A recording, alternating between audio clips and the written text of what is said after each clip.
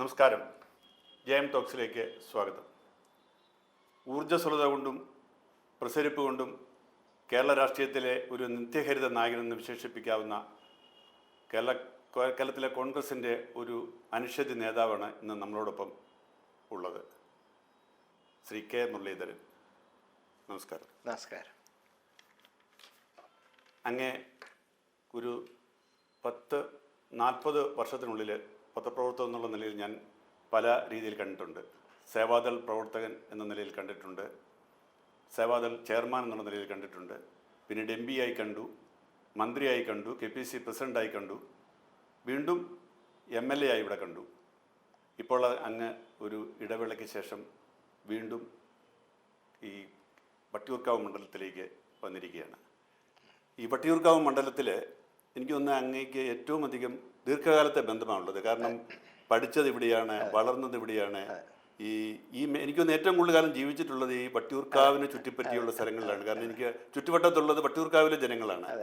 അപ്പോൾ അങ്ങനെ വരുമ്പോൾ ഇതൊരു തിരിച്ചുവരവ്, ഈ നാട്ടിലേക്ക് ഒരു ഇടവേളയ്ക്ക് ശേഷമുള്ള ഒരു തിരിച്ചുവരവ്, അതിനെ എങ്ങനെയാണ് കാണുന്നത്? അതായത് ഞാൻ 1971 ഹൈസ്കൂൾ വിദ്യാർത്ഥിയായിട്ട് ഇവിടെ വരുന്നത്. അന്ന് ഞങ്ങൾ താമസിച്ചത് മൻമോഹൻ ബംഗ്ലാവിലായിരുന്നു. ഇപ്പോൾ അത് മൻമോഹൻ ബംഗ്ലാവ് ഇപ്പോൾ വട്ടിയൂർക്കാവ് നിയോജകമണ്ഡലമാണ്. പിന്നീട് പിതാവ് മുഖ്യമന്ത്രിയായപ്പോൾ ക്ലിഫ് ഹൗസിലേക്ക് മാറി. അതും ഇപ്പോഴത്തെ വട്ടിയൂർക്കാവാണ്. അന്ന് വേറെ പേരായിരുന്നു, തിരുവനന്തപുരം 1 ആയിരുന്ന പേരായിരുന്നു. പിന്നെയാണതിപ്പോൾ നോർത്തും പിന്നീട് വട്ടിയൂർക്കാവും ആയത്. പിന്നെ മാറിയാനീസ് കോളേജിൽ സെൻറ്റ് ജോസഫിലൊക്കെയാണ് പഠിച്ചത്, അതും ഈ ഇതിൽ തന്നെ. അപ്പോൾ അങ്ങനെ നോക്കുമ്പോൾ വൈകാരികമായിട്ടൊരു ബന്ധം ഈ നിയോജകമണ്ഡലമായിട്ടുണ്ട്. KPC president ആയപ്പോഴും വട്ടിയൂർക്കാവിലാണ്. അതും വട്ടിയൂർക്കാവിലാണ്. പിന്നെ ആദ്യമായിട്ട് ലോൺ എടുത്തൊരു വീട് പണിത് മറ്റേ PTP നാറിലെ, അതും വട്ടിയൂർക്കാവിലാണ്. ഒരുപാട് വർഷം അച്ഛൻ മന്ത്രിസ്ഥാനം ഒഴിഞ്ഞതിന് ശേഷം ഒരുപാട് വർഷം താമസിച്ച ജവഹർനാറായിരുന്നു, അതും വട്ടിയൂർക്കാവാണ്. അപ്പം അങ്ങനെ ഒരു വൈകാരികമായിട്ടുള്ള ബന്ധമുണ്ട്. പിന്നെ ഞാൻ ആദ്യം വോട്ട് ചെയ്യുന്നത് 79 തിരുവനന്തപുരം കോർപ്പറേഷൻ ഇലക്ഷനിലാണ്. അന്ന് AK ആൻ്റണിയുടെ നിയമം കൊണ്ടുവന്നു. അതായത് 18 വയസ്സുള്ളവർക്ക് കേരളത്തിൽ വോട്ടവകാശം നൽകി. അതുവരെ അന്നൊക്കെ 21 അസംബ്ലി. അപ്പം അങ്ങനെ വോട്ടവകാശം നൽകിയപ്പോൾ ആദ്യമായിട്ട് വോട്ട് ചെയ്തപ്പോൾ, അതും ഇപ്പോഴത്തെ ഉള്ളൂർ അന്ന് ലോക്കൽ ബോഡിയിൽ വോട്ട് ചെയ്യുന്നത് ശാസ്ത്രമംഗലം വാർഡില്ല. ഞാൻ ഇപ്പോൾ വോട്ട് ചെയ്യുന്ന ബൂത്തിൽ, അത് ശരി, ജവഹർലാൽ LP സ്കൂൾ ബൂത്തിൽ, അവിടെയാണ് ആദ്യത്തെ എൻ്റെ വോട്ട്. അതായത് 1979. അന്ന് ശാസ്ത്രമംഗലത്ത് NDP സ്ഥാനാർത്ഥിയാണ്. സൈക്കിൾ അടയാളത്തിലാണ് ആദ്യത്തെ വോട്ട്. പിന്നീട് പാർലമെൻറ്റ് വന്നപ്പോൾ നീലൻ കോൺഗ്രസ് സ്ഥാനാർത്ഥിയുടെ 80 മത്സരിച്ചു. 84 A ചാൾസ് മത്സരിച്ചു. അതിനുശേഷമാണ് എൻ്റെ വോട്ട് കോഴിക്കോട്ടേക്ക് പോകുന്നത്. ഞാൻ കോഴിക്കോട് 89, 91, 99 വർഷങ്ങളിലൊക്കെ MP ആയിരുന്നപ്പോൾ എൻ്റെ വോട്ട് അതേ നിയോജകമണ്ഡലത്തിലായിരുന്നു. അതിന് ശേഷമാണ് 2012 ഞാൻ വോട്ട് ഇങ്ങോട്ട് മാറ്റുന്നത്. അപ്പോൾ അത് ശേഷം കണ്ടിന്യൂസ് ആയിട്ട് ഇവിടെ തന്നെ. അപ്പോൾ ഞാൻ വടകര പോയ സമയത്തും എൻ്റെ അഡ്രസ്സ് കവടിയാറിലെ അഡ്രസ്സാണ്, നിയോജകമണ്ഡലത്തിൻ്റെ അഡ്രസ്സാണ്. അപ്പോൾ അഡ്രസ്സ് മാറിയിട്ടില്ല, വോട്ട് മാറിയിട്ടില്ല. ഞാൻ കഴിഞ്ഞ ലോക്സഭയിലൊക്കെ ശശി തരൂരിന് വോട്ട് ചെയ്യാൻ വേണ്ടി മാത്രം തൃശ്ശൂരിൽ നിന്ന് വന്നിരുന്നു. ഈ ഇലക്ഷനിൽ തീർച്ചയായിട്ടും കഴിഞ്ഞ തവണ ഇവിടുന്ന് പോയതിന് ശേഷം ഇങ്ങോട്ടുള്ള ഇടവേളയിൽ ഇവിടെ BJPയുടെ വലിയൊരു കടന്നുകയറ്റം ഉണ്ടായിട്ടുണ്ട്. ഇത്തവണ ഏറ്റവും വലിയ ഒരു ശക്തമായി നടക്കുന്ന ഒരു ചർച്ച CPM BJP ഡീലാണ്. അത് പാലക്കാട്ട് അത് ഒരു ദുർബല സ്ഥാനാർത്ഥിയെ ഇട്ടുകൊണ്ട് BJPയെ സഹായിക്കാൻ ശ്രമിക്കുന്നുവെന്നും അതിൻ്റെ ഒരു പകരമായിട്ടുള്ള ഒരു 10 മണ്ഡലങ്ങളിൽ ഏറ്റവും പ്രധാനപ്പെട്ട ഒരു മണ്ഡലം വട്ടിയൂർക്കാവാണെന്ന് പറയുന്നുണ്ട്. അതായത് ഇവിടെ CPM സ്ഥാനാർത്ഥിയെ ജയിപ്പിക്കാൻ വേണ്ടി BJPയുമായിട്ട് ഒത്തുകളി ഉണ്ടെന്ന്. അത് നമുക്കത് പ്രത്യക്ഷത്തിൽ കാണാൻ കഴിയുന്നുണ്ട്. സാധാരണ ഞാൻ മത്സരിച്ച തിരഞ്ഞെടുപ്പുകളിൽ ഇപ്പോൾ 2011 പോലും, അന്നാണ് BJP ഏറ്റവും ദുർബലാവസ്ഥയിലിരുന്നത്. കാൻഡിഡേറ്റ് ഇന്നത്തെ മേയർ രാജേഷായിരുന്നു. പക്ഷേ രാജേഷിൻ്റെ അന്ന് തുടക്കക്കാരനാണ്. അന്ന് നല്ല വർക്കുണ്ടായിരുന്നു. രാജേഷിന് 13,000 വോട്ടേ കിട്ടിയുള്ളൂ അന്ന്. പക്ഷെ അന്ന് നല്ല വർക്കുണ്ടായിരുന്നു. ആ വർക്കിൻ്റെ ഒരു ഘട്ടം കണ്ടപ്പോൾ ഇവർ ജയിക്കാനുള്ള സ്ഥാനാർത്ഥിയാണോ എന്ന് പോലും മറ്റുള്ളവർക്ക് സംശയം തോന്നി. പിന്നെ 2016 വന്നപ്പോൾ കുമ്മനം വന്നു. അന്ന് വളരെ 2ാം സ്ഥാനത്ത് വരാൻ തുടങ്ങിയത്. അതിനു മുമ്പ് 2014 ലോക്സഭാ ഇലക്ഷനിൽ O Rajagopal Sasi തരൂരിനേക്കാൾ 3000 vote Vattiyoorkavu lead ചെയ്തു O രാജഗോപാൽ. അപ്പോൾ രാജഗോപാലിൻ്റെ ലീഡ് മുതൽക്കാണ് ഈ കോൺസ്റ്റിറ്റ്യുവൻസി BJPയുടെ സജീവ സാന്നിധ്യം ഉണ്ടായത്.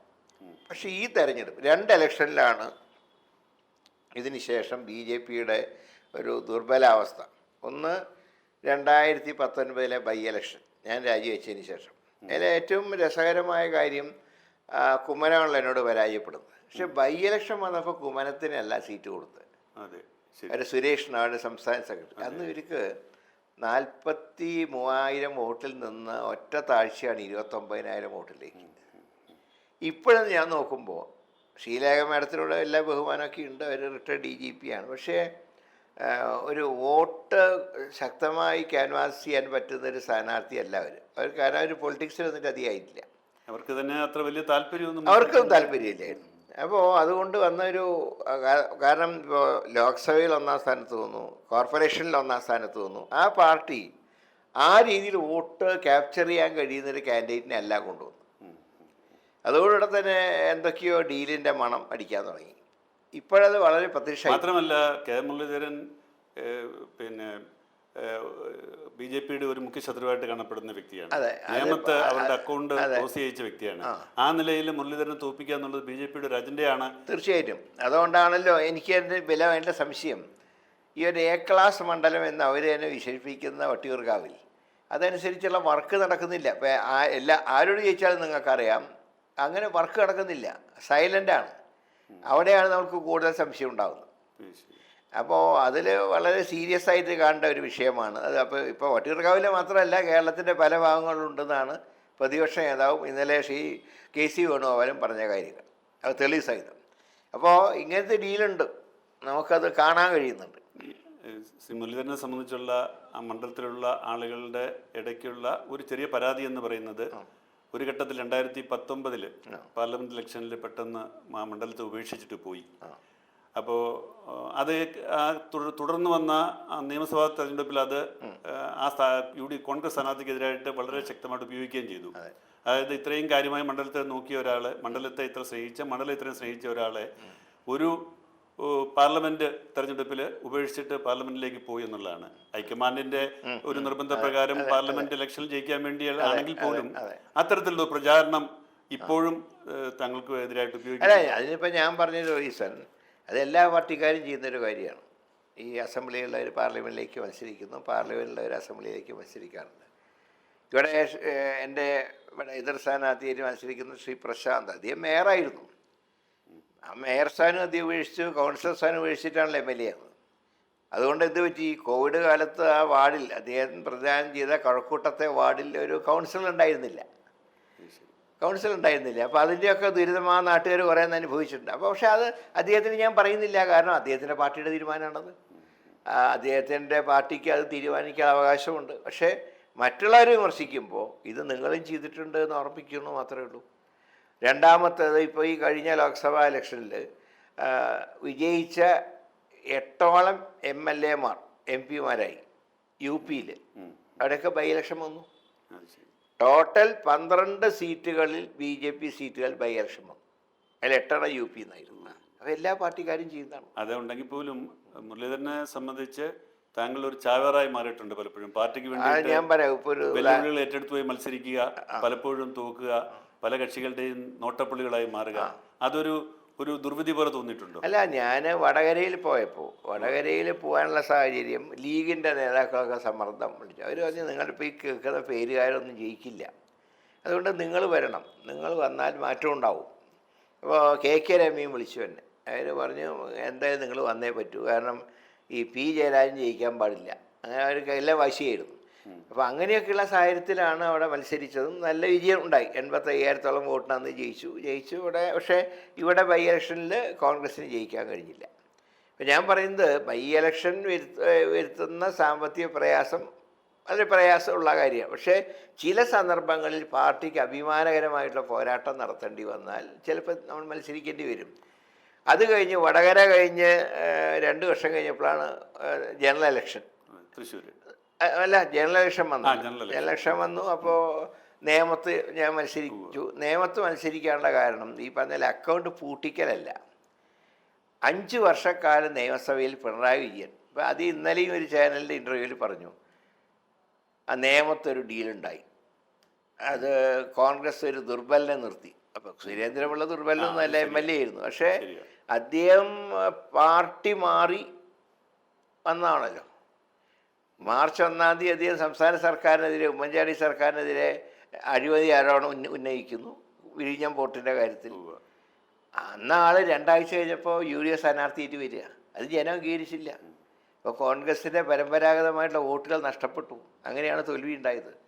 അപ്പോൾ നിയമസഭയിൽ 5 വർഷക്കാലം പിണറായി വിജയൻ പറഞ്ഞു, ആ ഇരിക്കുന്ന മനുഷ്യനെ എങ്ങനെ കയറി വന്നു, ഞങ്ങളുടെ മുമ്പിൽ വെച്ച് ചോദിച്ചു. അങ്ങനെയുള്ള അപമാനം 5 വർഷം ഉണ്ടായി പാർട്ടിക്ക്. അതുകൊണ്ടാണ് പാർട്ടി പറഞ്ഞത് നിങ്ങൾക്കത് മത്സരിക്കാൻ തയ്യാറാണോ. അത് ചോദിക്കാൻ കാരണം ഞാനന്ന് MP യാണ്. അപ്പോൾ ഇനി അഥവാ നഷ്ടപ്പെട്ടാലും കുഴപ്പമില്ല. നേരെ മറിച്ച് രമേശ് ചെന്നിത്തലയോ ഉമ്മൻചാണ്ടിയൊക്കെ മത്സരിക്കുകയാണെങ്കിൽ അവർക്ക് റിസ്ക്കാണ്. അതിൽ അവിടെ ഒരു പരാജയം വന്നാൽ അവർക്ക് പിന്നെ MLA അല്ലാണ്ടാവും. ഞാനെന്തായാലും MP ആണല്ലോ. അല്ല, നേമത്തെ ആ കോൺഗ്രസ് അണികളെ ഉണർത്താനും ആ പാർട്ടി ഘടന ശക്തിപ്പെടുത്താനും കഴിഞ്ഞു. പക്ഷെ എന്തുകൊണ്ടാണ് നേമത്ത് വീണ്ടും മത്സരിച്ച വെല്ലുവിളി ഏറ്റെടുക്കാൻ തയ്യാറ്? അല്ല, അത് ഞാൻ പറഞ്ഞു, ഇപ്പം എല്ലാവരെയും നമുക്ക് വെല്ലുവിളി ഏറ്റെടുക്കാൻ പറ്റില്ലല്ലോ. തൃശ്ശൂർ വെല്ലുവിളി ഏറ്റെടുത്തു. അപ്പോൾ ഇനിയിപ്പോൾ മാത്രമല്ല, ഈ വർഷം കഴിയുന്നവരും ചെറുപ്പം നഷ്ടപ്പെടുകയല്ലേ. കുറേ കഴിയുമ്പോൾ പറയില്ലേ, പ്രായമായി ഇനി മത്സരരംഗത്ത് മാറി കിടന്നൊക്കെ പറയുന്ന ഒരവസ്ഥ ഉണ്ടാവുമല്ലോ, സ്വാഭാവികമാണ്. അപ്പോൾ അതുകൊണ്ടാണ് ഞാൻ പറഞ്ഞത് ഇനി ഇത്ര റിസ്ക് എടുക്കാനില്ല. പക്ഷേ എനിക്ക് ഒറ്റ കോൺസ്റ്റിറ്റ്യുവൻസി മതി, വട്ടിയൂർക്കാവ്. കാരണം അതൊരു ഇപ്പോൾ ഞാൻ പോയതിന് ശേഷം ഒരു C ക്ലാസ്സിലേക്ക് പോയി കോൺഗ്രസിനെ സംബന്ധിച്ച്. ഞാൻ പറഞ്ഞു വേണ്ട, ഞാനിവിടെ നിൽക്കാം, എനിക്കവിടെ ഞാൻ പറഞ്ഞു എനിക്കിവിടെ ബന്ധമുണ്ട്, ഓരോ വീടുമായിട്ട് എനിക്ക് ബന്ധമുണ്ട്.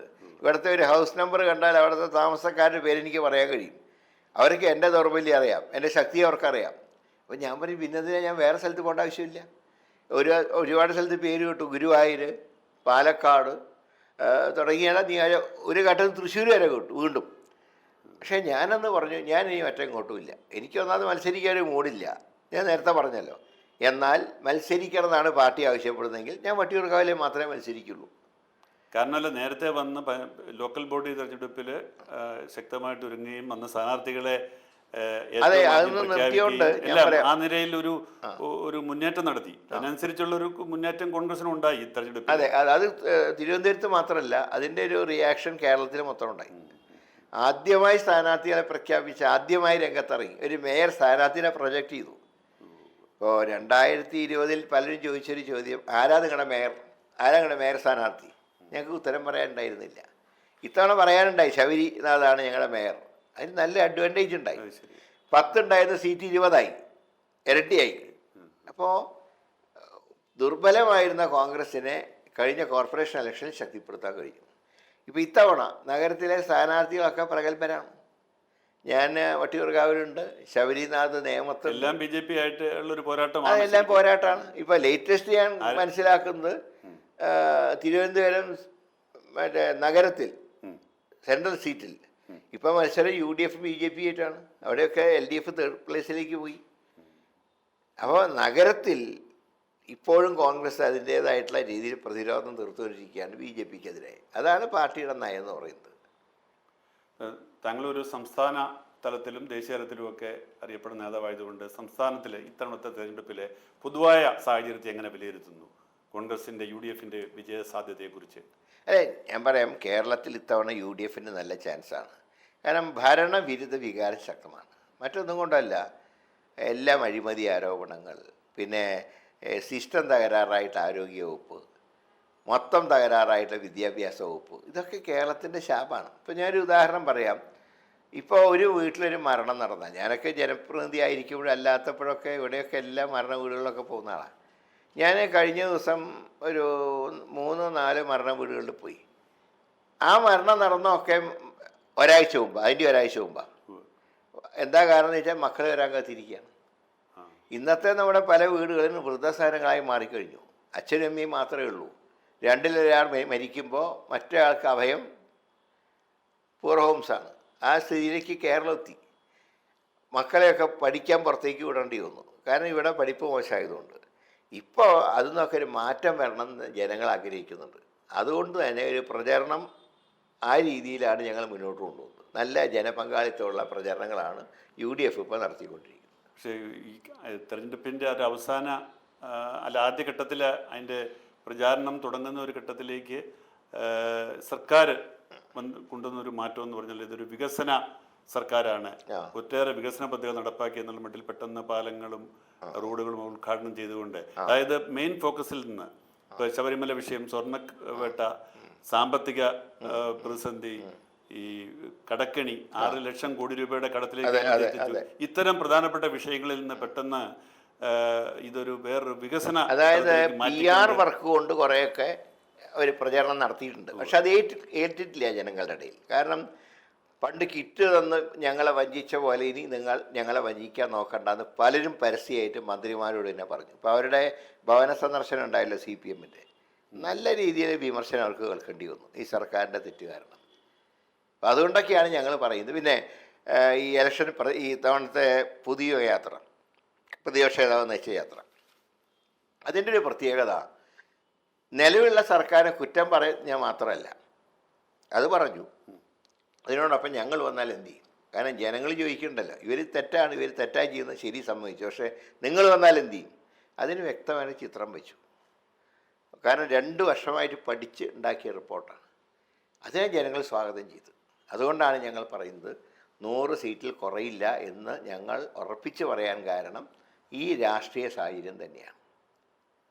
100 സീറ്റുമായിട്ട് ഭരണത്തിൽ വന്നാലും ഈ ഉണ്ടായിരിക്കുന്ന കടക്കണിയെ അതിജീവിക്കാനായിട്ട് എന്ത് സാമ്പത്തിക സോഴ്സാണ്? അതിന് സാമ്പത്തികമായിട്ടുള്ള കുറേ അച്ചടക്കം വേണ്ടി വരും. ഞാൻ ഒരു ഉദാഹരണം പറയും. ഇന്നലെ ഹിമാചൽ പ്രദേശിൻ്റെ ഞാൻ സ്റ്റേറ്റ്മെൻറ്റ് കണ്ടു. അവിടെ സാമ്പത്തിക പ്രയാസം, കേന്ദ്രം സഹായിക്കുന്നില്ല, രൂക്ഷമാണ് പ്രതിസന്ധി. മുഖ്യമന്ത്രി ഉൾപ്പെടെയുള്ള മന്ത്രിമാർ അവരുടെ ശമ്പളം 0.5% അല്ല 50% ശമ്പളം വെട്ടിക്കുറച്ചു. അതൊരു മാതൃകയാണ്. അതായത് എങ്ങനെ സാമ്പത്തികമായിട്ടുള്ള പരാധീനതകളെ മറികടക്കാന്നുള്ള എൻ്റെ ഏറ്റവും നല്ല ഉദാഹരണം സാമ്പത്തിക അച്ചടക്കം പാലിക്കുക. ശമ്പളം വെട്ടിക്കുറക്കൽ പോലുള്ള ഒരു വളരെ പിന്നെ പ്രത്യാഘാതങ്ങൾ ഉണ്ടാക്കുന്ന തീരുമാനം. അല്ല, ഞാൻ പറയുന്നത് ഗവൺമെന്റ് ജീവനക്കാരുടെ അല്ല, പിന്നെ ഗവൺമെന്റ് മുഖ്യമന്ത്രി മാതൃകയായിട്ട് മുഖ്യമന്ത്രിയും മന്ത്രിമാരും ശമ്പളത്തിന്റെ പകുതി അവർ സാലറി കട്ട് ചെയ്തു. പിന്നെ ഈ പാഴ്ചെലവുകൾ കുറയ്ക്കുക. ഇപ്പം ഞാൻ ശമ്പളം കട്ട് ചെയ്യണമെന്നില്ല, പക്ഷേ പാഴ്ചെലവുകൾ കുറച്ചാൽ തന്നെ നമുക്ക് നല്ല വരുമാനം ഉണ്ടാവും. ഇതിപ്പോൾ PR വർക്കിന് എത്ര കോടിയാണ് ദൂർത്തടിക്കുന്നത്. പിന്നെ മുഖ്യമന്ത്രിയുടെ പ്രതിച്ഛായ നന്നാക്കാനുള്ള ശ്രമങ്ങൾ. 2 ചാനലുകൾ അത് ഇൻ്റർവ്യൂ കൊടുത്തു. ആ 2 ചാനലിൻ്റെ പേര് ഞാൻ പറയുന്നില്ല, എല്ലാവർക്കും അറിയാം. അതായത് ഒരു പരസ്യം ചില ഇപ്പോൾ കൈരളിയിൽ കൊടുത്താൽ ആരും കാണില്ല. നേരെ വെച്ച് മനോരമയിൽ കൊടുക്കുമ്പോൾ പറയും അതാ കോൺഗ്രസിനും കൂടെ ഇഷ്ടപ്പെട്ട ചാനലാണ്. അതുപോലെ തന്നെ ഏഷ്യാനെറ്റ്, ശ്രീ രാജീവ് ചന്ദ്രശേഖരൻ ചെയർമാനായിട്ടുള്ള കമ്പനിയാണ്. ഇത് 2ലും മുഖ്യമന്ത്രിയുടെ ഇൻ്റർവ്യൂ കൊടുക്കുമ്പോൾ നല്ല അവർ പോലും പറയുന്നു. പക്ഷേ അതിലെന്ത് പറ്റി?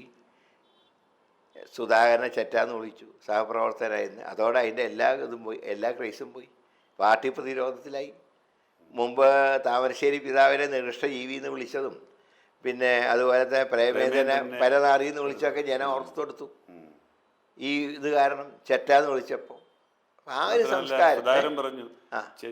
ഞാൻ ചെറ്റക്കുടിയിൽ വളർന്ന ആളാണ്, അതുകൊണ്ട് എനിക്കൊരു അഭിമാനമാണ് എന്ന് അദ്ദേഹം പറയുണ്ടായി. അപ്പോൾ ആ രീതിയിലുള്ള പ്രയോഗങ്ങൾ ഇന്നിപ്പോൾ ഞാൻ മനസ്സിലാക്കിയ തോമസ് ഐസക്കിൻ്റെ ഒരു പ്രയോഗം രമേശ് പിഷാരടിക്കെതിരെ, അത് ഒരു ഹാസ്യ നടനാണ് എന്നൊക്കെ പറഞ്ഞ് കളിയാക്കി. അപ്പോൾ ഞാൻ ചോദിക്കുന്ന ഹാസ്യ നടനും നടൻ തന്നെയല്ലേ? അദ്ദേഹം പറഞ്ഞാൽ എന്താ, എനിക്ക് പാർട്ടി സീറ്റ് തന്നതിൽ ഞാൻ അഭിമാനിക്കുന്നു. ഒരു ഇന്ത്യൻ നാഷണൽ കോൺഗ്രസ് പോലത്തെ ഒരു വലിയ പാർട്ടി എനിക്ക് സീറ്റ് തന്നിരിക്കുന്നു, അവരുടെ ചിഹ്നത്തിൽ ഞാൻ മത്സരിക്കുന്നു, ഞാൻ മറ്റൊന്നും ആലോചിക്കുന്നില്ല. ഈ ഒരു ക്രൈസിലാണ് ഞാനെന്ന് പറഞ്ഞില്ലേ. പരനാറി എന്ന് വിളിച്ചപ്പോൾ അവിടെ പ്രേമേന്ദ്രന്റെ ഭൂരിപക്ഷം വർദ്ധിച്ചു.